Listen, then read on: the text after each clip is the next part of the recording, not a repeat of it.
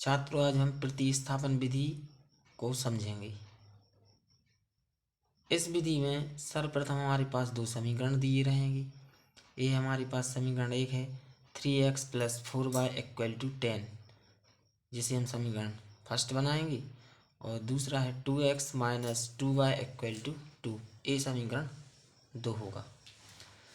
प्रतिस्थापन विधि में हम समीकरण 1 और समीकरण 2 से x का मान निकालेंगे, तब हम लिखेंगे समीकरण 1 से, और इसमें से हम समीकरण 1 को यहाँ से लिख लेंगे।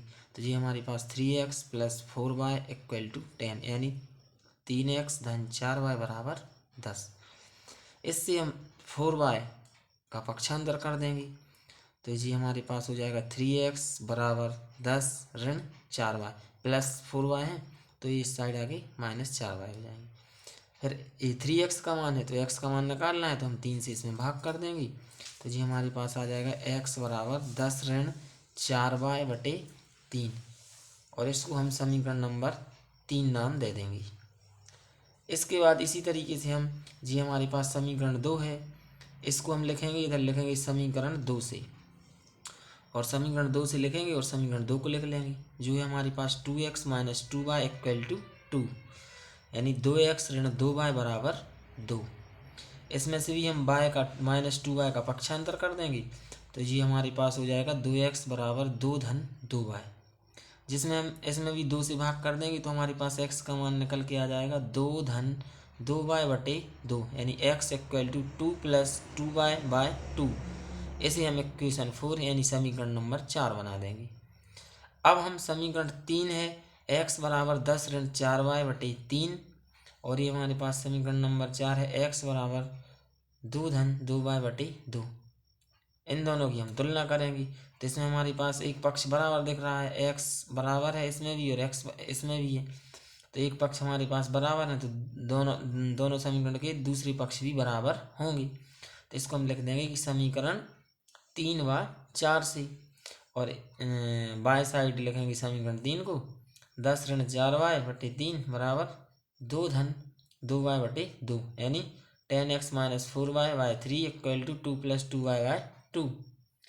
इसके बाद हम इसमें 3 गुणा कर देंगे, तो राइट साइड वाली जो संख्या है 2 + 2y/2, इसके नीचे जो 2 है यानी 2 है, इसका गुणा हम 10 ऋण 4y में कर देंगे, तो इधर लिख देंगे 2 कोष्टक में लिख देंगे 10 ऋण 4y बराबर, और इधर से जो 3 है इसका गुणा हम इस साइड 2 + 2y में कर देंगे, तो जी हो जाएगा हमारे पास 3 और कोष्टक में 2 + 2y, यानी 2 धन 2y।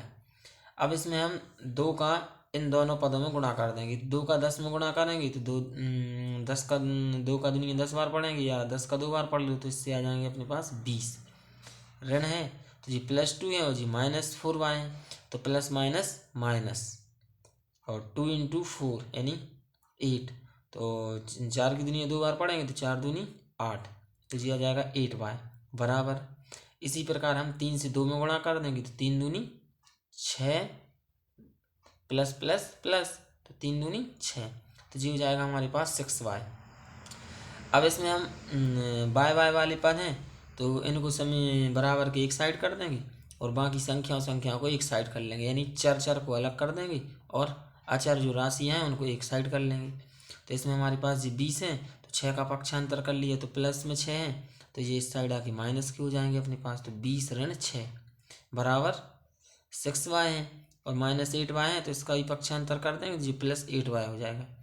तो 20 में से 6 माइनस है, तो 20 में से 6 कम कर देंगे, तो बचेंगे हमारे पास 14 है, और 6y + 8y ये दोनों प्लस प्लस के हैं, यानी धन धन के हैं, इन दोनों को जोड़ देंगे, तो जी हो जाएंगे हमारे पास 14y।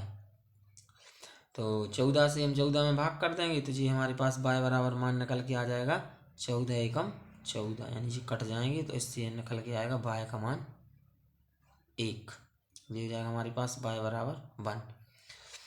अब इसके बाद हमारे पास जो y का मान आया है, ये y का मान, इसको हम समीकरण जैसे ये 3 है या फिर समीकरण नंबर 4 है, तो इनमें से हम किसी भी समीकरण में इस मान को रख सकते हैं। तो हम इसको समीकरण नंबर ये जो 3 है x = 10 ऋण 4y/3, इसमें हम इस मान को रख देंगे। तो इधर हम लिखेंगे कि y के इस मान को समीकरण 3 में रखने पर, और समीकरण 3 हमारे पास क्या है, तो ये था समीकरण 3 था x बराबर 10 ऋण 4y/3। तो इस y के स्थान पे हम लिख देंगे 10 लिखेंगे 10 ऋण 4, y के स्थान पे 1 लिख देंगे बटे 3। तो जी हमारे पास आ जाएगा x बराबर 10 ऋण 4 और कोष्टक में 1 लिख देंगे, यानी x इक्वल टू 10 - 4 × 1/3। इससे 4 से मल्टीप्लाई कर देंगे 1 में, तो जी हो जाएगा हमारे पास 10 - 4/3, यानी 10 ऋण 4/3। और 10 में से 4 कम कर देंगे तो बचेंगे हमारे पास 6, और बटे में 3, तो 3 से हम इसमें भाग कर देंगे तो 3 एकम 3 और 3 दूना 6। तो जी हमारे पास x का मान निकल के आ जाएगा 2, यानी x बराबर 2। और यही हमारे समीकरण के हल होंगे। अतः हम लिख देंगे